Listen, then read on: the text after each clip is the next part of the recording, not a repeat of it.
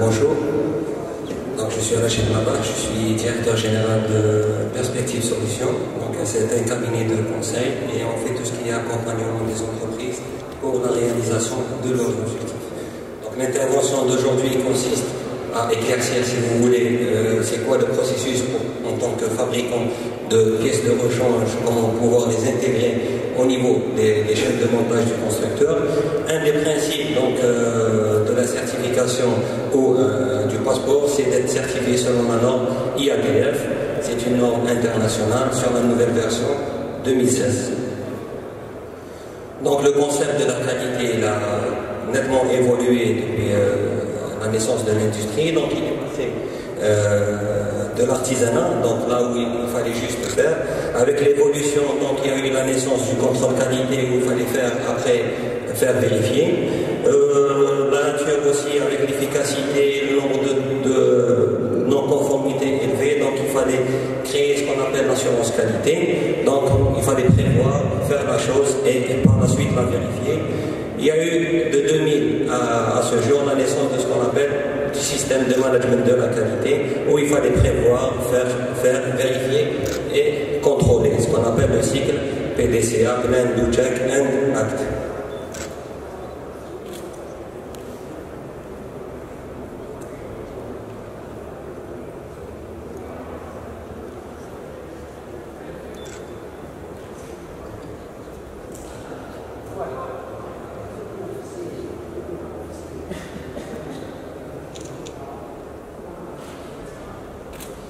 Donc la présentation de la norme qui vous permet aujourd'hui d'intégrer votre pièce de rechange, c'est l'IATF. C'est quoi l'IATF?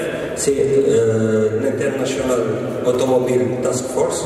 Donc si vous voulez, c'est une combinaison entre la 9001-2015 ISO avec les exigences de l'industrie automobile. Donc chaque constructeur il a certaines exigences qu'il doit mettre en place et mettre tout ça en conformité avec l'IATF, avec la fameuse norme. Concernant les exigences fournisseurs, on peut le trouver soit sur le cahier des charges des fournisseurs, soit directement sur le site internet de l'IATF pour l'Europe, sur l'onglet OEM. Donc à ce niveau-là, vous avez pratiquement toutes les exigences des grands constructeurs automobiles. Vous les intégrez sur votre système et vous faites des actions nécessaires. La norme a évolué depuis 1997 avec la naissance de l'industrie automobile pour arriver aujourd'hui à 2016. Donc avant c'était pratiquement VDA en Allemagne, aux USA, la France, l'Italie et tout. Donc par la suite elle a été intégrée avec l'Organisation internationale de normalisation ISO 99 et elle a évolué avec le management de la qualité jusqu'à en 2016 où elle passe de l'organisation ISO vers l'IATF pour la version 2016 qui est, si vous voulez, aussi basée sur l'ISO 9001-2015. La répartition des clients de l'IATF dans le monde aujourd'hui, vous avez en Amérique du Nord, en Europe, vous avez aussi en Asie.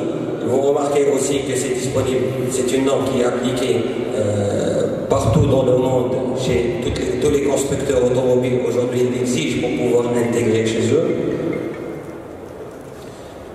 Donc on passe à tout ce qui est la structure de la norme. Donc la norme elle comporte aujourd'hui 10 chapitres. Sur les 10 chapitres, vous avez 6 chapitres d'exigence. Donc nous avons le premier chapitre qui parle de tout ce qui est contexte de l'organisme, où se situe l'entreprise, ses concurrents, les exigences légales réglementaires des constructeurs, les exigences aussi des pouvoirs publics, des parties intéressées. Le chapitre 5, il parle de tout ce qui est leadership, du management de l'entreprise, des compétences requises, qu'est-ce qu'il faut par rapport aux exigences toujours.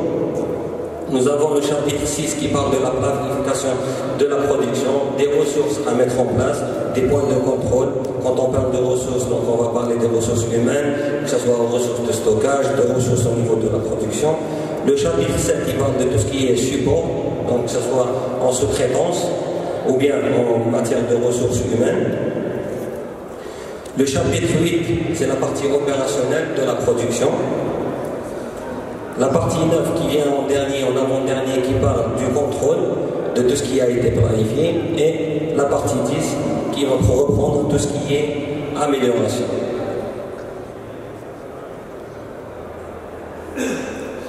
Donc concernant le chapitre 4, on va parler, la norme parle de contexte intérieur de l'entreprise ainsi que du contexte extérieur. Elle parle aussi des exigences des parties intéressées, que ce soit les fournisseurs, que ce soit les pouvoirs publics, les ministères, les voisinages, le transport, tout ce qui est influx au niveau de l'entreprise, partie extérieure, ainsi que le domaine d'activité de l'entreprise, où est-ce qu'elle se situe, est-ce qu'elle fait de la production, est-ce qu'elle fait de la sous-traitance, donc elle le met en place. Et elle parle aussi du système de management de la qualité, où est-ce qu'il se situe au niveau de l'entreprise. Concernant le chapitre 4, on le reprend sur la planification, où ça commence à parler de tout ce qui est risques et opportunités. Donc, il faut prévoir les risques, il faut prévoir les opportunités, il faut aujourd'hui les analyser pour éviter qu'il y ait des problèmes au niveau de la production et garantir que le produit va être intégré selon les exigences de votre producteur. Donc en matière de leadership, de gestion, le leadership, on le retrouve au niveau de l'ensemble de l'entreprise, premier responsable, ainsi que les chefs de service, les responsables de production, les superviseurs. Ils doivent bien maîtriser, avoir des connaissances organisationnelles et appliquer la politique qualité. Sur la planification, on doit avoir des actions, on doit planifier la production, on doit planifier les risques pour ne pas avoir de problème, pour assurer toujours que le produit soit nécessaire. Sur la partie ressources, nous avons les ressources humaines, important. Nous avons aussi les infrastructures.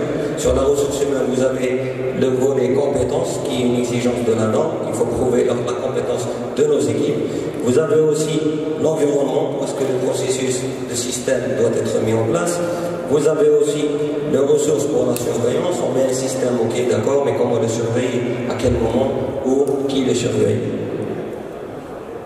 Et ce qui est important, c'est que l'entreprise doit avoir des connaissances organisationnelles. Quand on dit des connaissances organisationnelles, elle doit avoir des compétences, elle doit avoir des procédures de gestion, elle doit avoir des objectifs, une stratégie.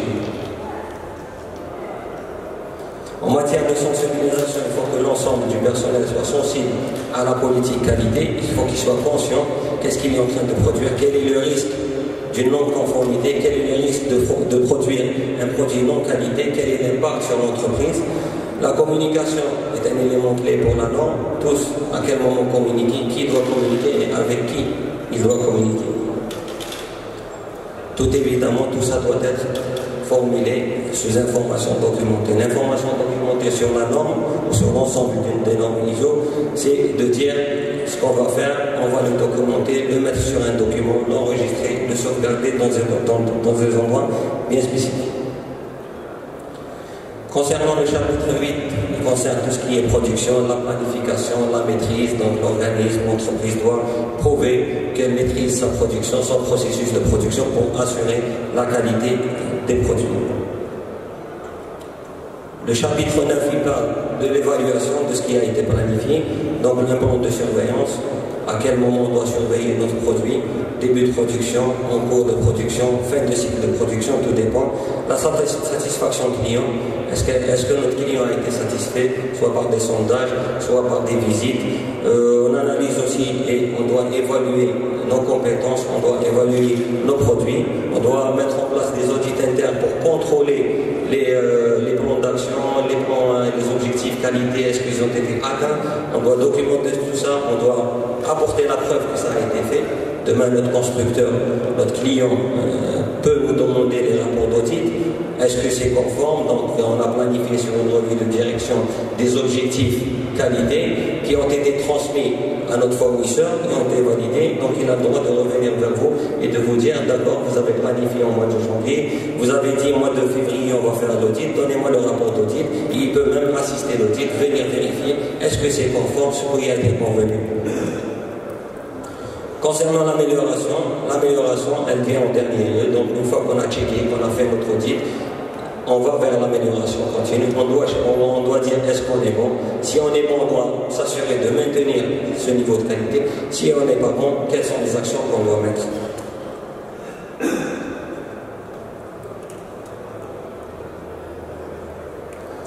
Donc l'approche aujourd'hui de l'ensemble des normes, ce qu'on appelle le high level system, les normes de haut niveau, elle est basée sur le cycle PDCA. Le cycle PDCA, c'est planifier, donc c'est plan, do, check, act. Donc c'est planifier la chose, il faut organiser, il faut planifier. Sur la norme, on trouve, sur la planification concerne le contexte et les enjeux internes et externes, les objectifs et les processus.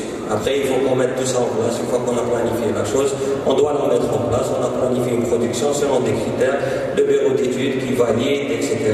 Donc on lance la production, on donne les moyens, qu'est-ce qu'on doit produire, à quel moment, on doit donner les moyens nécessaires, les ressources, on doit prouver tout ce qui est maîtrise opérationnelle. Après, juste après ça, on doit auditer, on doit vérifier, on doit checker est-ce que le produit il est conforme, est-ce qu'il n'est pas conforme. S'il est conforme, on passe à une autre étape. S'il n'est pas conforme, on doit apporter les réajustements et détecter après quelles sont les causes de cette non-conformité. Donc notre rôle aujourd'hui en tant qu'accompagnateur pour la mise en place des normes de système de management de la qualité dans le domaine automobile, c'est de mettre en place des outils pour prévenir les problèmes avant apparition. Donc avant, les anciennes normes parlaient de non-conformité, action face aux non-conformités. Aujourd'hui, les nouvelles normes ont changé.